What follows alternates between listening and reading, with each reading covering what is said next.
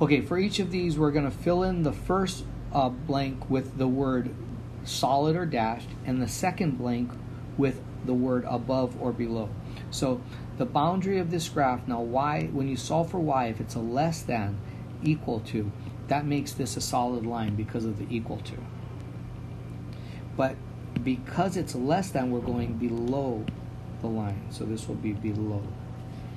All right. This line, because there's no equal to, this is going to be a dashed line.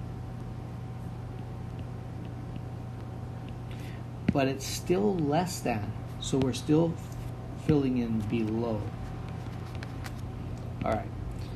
On this one, this is a greater than, there's no equal to, so this is a dashed line. But because it's greater than, this is going to be, we're going to shade above. And finally, this one, because of the equal sign, this is going to be a solid line. But it is greater, so it's going to be shaded above. Okay, the easiest way to graph this line is the intercept method, because 1 and 1 can both go into 2. So if we cross out the y, x is going to be equal to 2, so on the x-axis we put a dot. And then if we cross out the x, y is going to be equal to 2, so on the y-axis we put a dot. This is going to be a solid line because of the equal sign. So when I graph this, I'm going to graph a solid line. Oops. And because this is a less than, now just isolate one of the variables. If we isolate the y, when we think of the less than, we're going up or down. When you isolate the x, you think of left or right. So I'm going to I'll isolate the y and it's less than, so I'm going to shade to the lower side.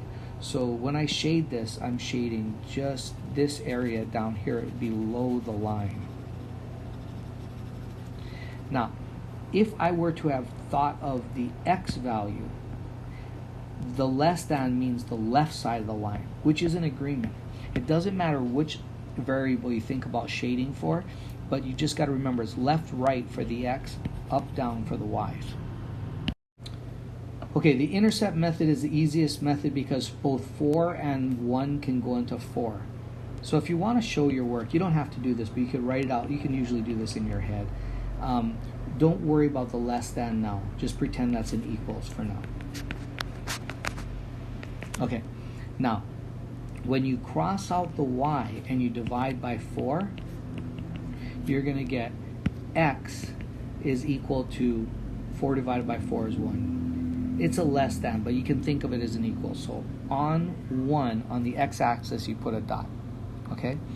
Then we're going to go and we're going to cross out the other variable, negative y. I guess I should leave this as a less than, but in your head you can be thinking of an equals.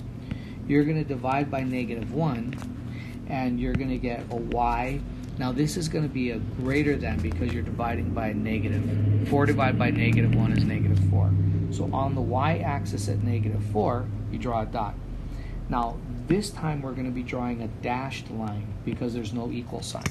So when you put down your ruler, just make sure you put a dashed line when you graph this. And you're going to put an arrow on either side. Now, when we go to graph, the x, because it's positive, we're shading the less than side, so it's the left side. Okay? So we're going to shade this side.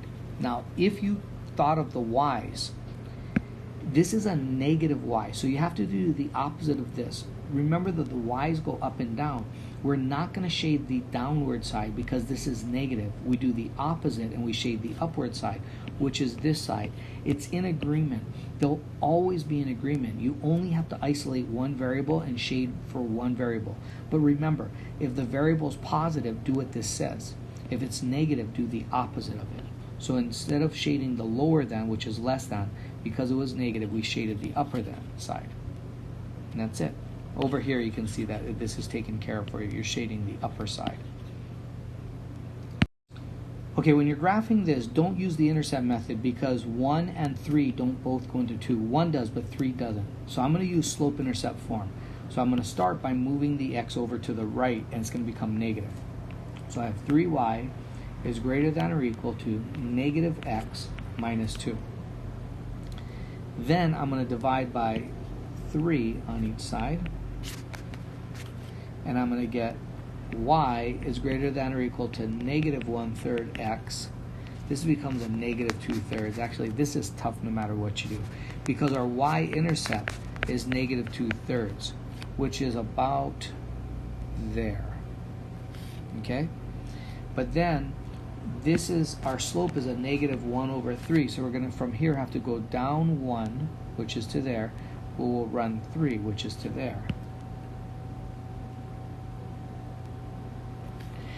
And we're going to be drawing a solid line because of the equal sign.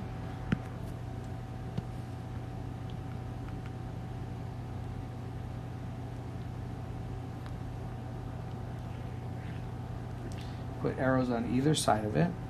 Now, when we do the graphing, you can do the original. X is left and right, and x is a positive value, so we're shading to the right. The right side is this side. Let's just double check the y to make sure it's in agreement. Okay? So for the y is up and down. This is a positive y. So you are following this. You're shading to the upper side of this, which is this side, and that's in agreement. They'll always be in agreement if you do this correctly. Okay, since don't use the intercept method, because if you use the intercept method, you're going to get that origin point for both the x and the y. So you're not going to be able to graph. So let's put this in slope-intercept form by moving the x over. I'm going to get y is greater than, when I move the x over, I get negative x plus 0. So because it's a plus 0, the y-intercept is 0. And then the slope is the number in front of the x, which is negative 1. As a fraction, it's negative 1/1. So because it's negative, we're going down 1, but running 1. Now, we're going to be shading a dashed line because there's no equal sign there.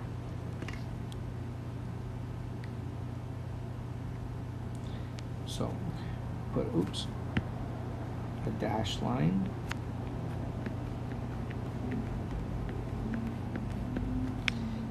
Put an arrow on either side. Now, if we look at this, the y is greater than, so we're shading the upper side.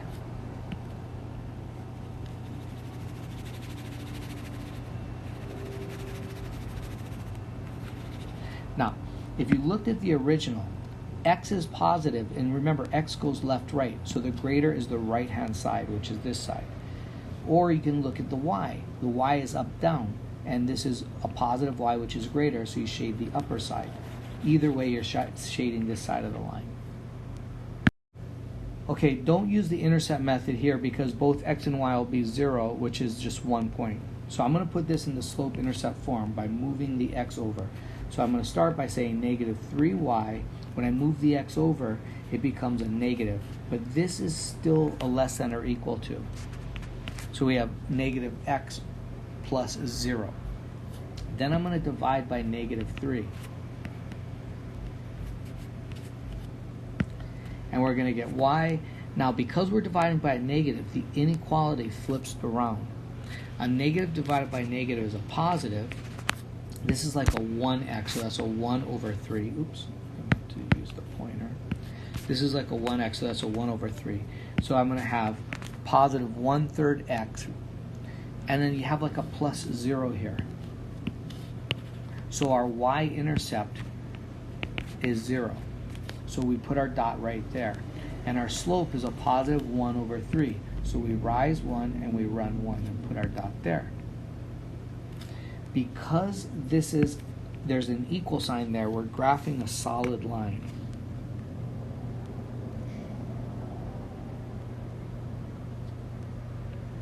Oops.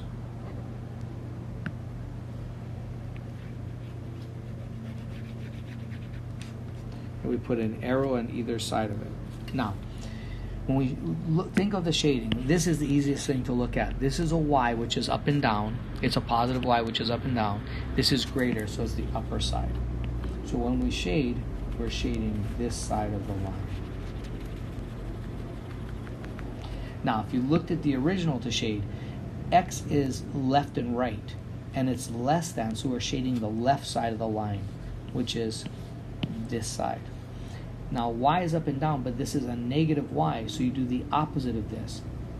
You, instead of going lower because this is negative, you go upper, which is this side. I think it's easier to look at this when you're deciding to shade. But any which one you look at, if you look at it correctly, will tell you which side of the line to shade. Okay, this is already in slope-intercept form. So the M is here, that's so 1 plus B, which is a 0. So your y-intercept is a 0. And remember, your M is 1, which is a 1 over a 1. So we're rising 1 and running 1. Now, this is going to be a dashed line because there's no equals.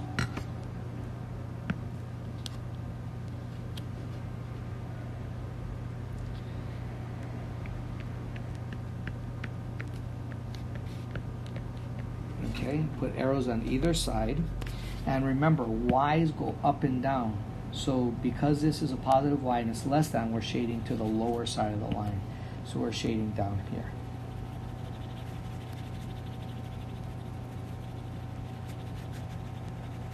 And that's it.